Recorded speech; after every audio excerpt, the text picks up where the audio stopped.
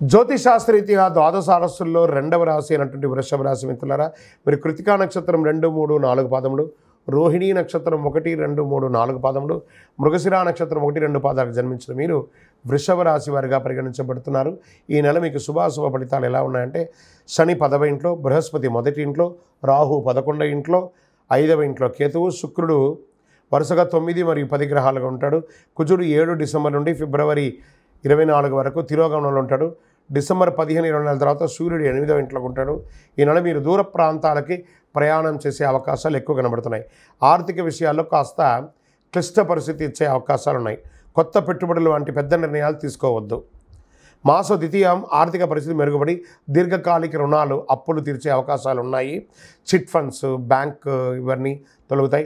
మీరు గవర్నమెంట్ నుంచి ఏమైనా లైసెన్స్కి అప్లై చేస్తుంటే అవన్నీ కూడా వస్తుంది. వృత్తి వ్యాపారాల్లో కొన్ని ముఖ్యమైనటువంటి సమస్యలను పరిష్కరించుకుంటారు. పార్ట్నర్షిప్ గొడవలు ఏమైనా ఉంటే కూడా తొలగిపోతాయి.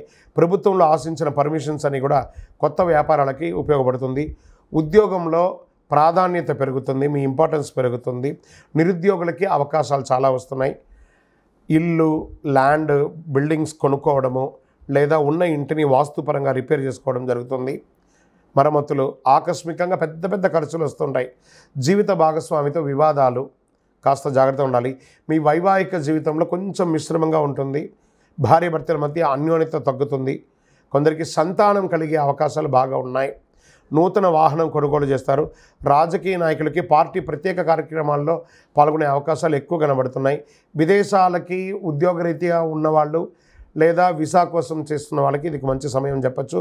విద్యార్థులు పోటీ పరీక్షలో పాల్గొనే అవకాశాలు బాగున్నాయి. వ్యవసాయదారులు బాగా ఉంటారు. మీడియా, ఐటీ రంగం వారికి ఇదొక మంచి అవకాశం చెప్పచ్చు.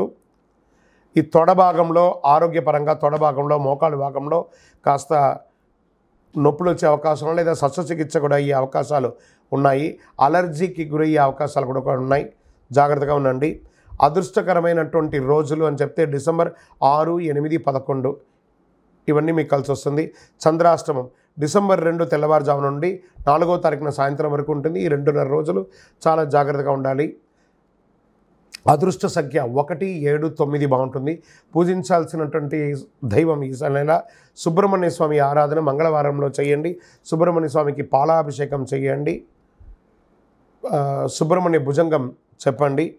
ఇంకా అతి శక్తివంతమైనటువంటి కరుంగాళి మాలను ధరించండి. ఆరోగ్యపరంగా, ఐశ్వర్యపరంగా ఉంటారు.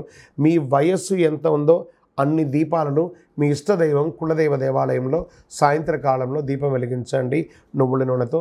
ఇంకనూ ఆయురారోగ్య, ఐశ్వర్య, భోగభాగ్యాలతో ఉండాలని ప్రార్థిస్తున్నాను. విజయోస్తు. మీ యొక్క వ్యక్తిగత జాతకానికి కింద కనబడుతున్న నంబర్కి మీ యొక్క date of birth, time of birth, place of birth WhatsApp చేయండి. విజయోస్తు.